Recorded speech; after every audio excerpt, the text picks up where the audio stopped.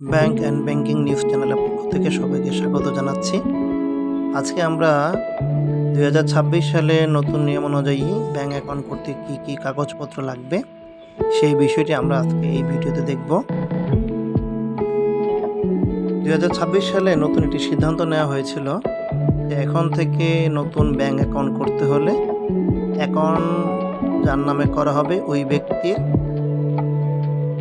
Tin certificate লাগবে। পরবর্তীতে Bangladesh bank এই সিদ্ধান্ত থেকে সরে আসে এবং আগের যে নিয়ম ছিল সেই নিয়ম বহাল রাখে, অর্থাৎ টিন সার্টিফিকেট বাধ্যতামূলক নয়। এখন আগে যে কাগজপত্রগুলি লাগতো অ্যাকাউন্ট করতে সেটা হচ্ছে যার নামে অ্যাকাউন্ট করা হবে ওই ব্যক্তির 2 কপি ছবি লাগবে, ওই ব্যক্তির জাতীয় পরিচয়পত্রের ফটোকপি লাগবে, ওই ব্যক্তির যদি জাতীয় পরিচয়পত্র না থাকে, তিনি যদি প্রবাসী হন তাহলে ওনার পাসপোর্টের ফটোকপি লাগবে। আর যদি ছাত্রছাত্রীর অর্থাৎ 18 বছরের নিচে কারো অ্যাকাউন্ট করতে হয় এবং সেই ক্ষেত্রে যদি ছাত্রছাত্রী হয় তাহলে ওই ছাত্রছাত্রী স্কুল থেকে একটি প্রত্যয়নপত্র লাগবে।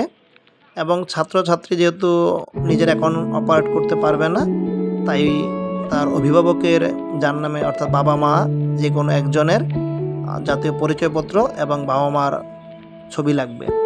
আর সবচেয়ে গুরুত্বপূর্ণ বিষয় হলো অ্যাকাউন্ট যার নামে হবে ওই অ্যাকাউন্টের একজন নমিনি দিতে হবে। নমিনি বাধ্যতামূলক, কারণ আপনার মৃত্যুর পরে টাকা কে পাবে তার নমিনি দরকার, এই জন্য নমিনির ছবি অবশ্যই দিতে হবে। আরেকটি বিষয়, আমরা ব্যাঙ্ক অ্যাকাউন্ট করার পরে আমাদের সেভিংস অ্যাকাউন্টে বা কারেন্ট অ্যাকাউন্টে কত টাকা জমা রাখতে হয় এই বিষয়টি অনেকে আমাকে জিজ্ঞেস করেছে।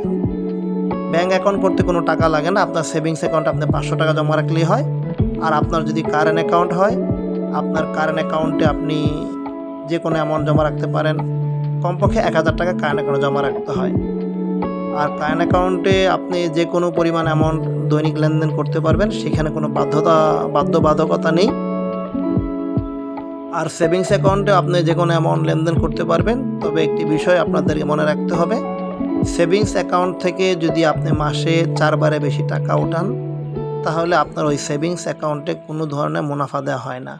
ধরুন আপনার সেভিংস অ্যাকাউন্টে 50 লাখ টাকা জমা আছে, আপনি সেই সেভিংস অ্যাকাউন্ট থেকে যদি এটিএম কার্ডের মাধ্যমে বা চেকের মাধ্যমে ধরেন একদিন ওঠালেন 1000 টাকা, পরে 1 সপ্তাহ পরে আবার 2000 টাকা, আবার আরেকদিন 5000 টাকা, আবার আরেকদিন 4000 টাকা, এই সব মিলিয়ে আপনার অ্যাকাউন্টে জমা আছে 50 লাখ টাকা, কিন্তু আপনি সব মিলিয়ে 4 বারের বেশি উঠালেন 20,000 টাকা।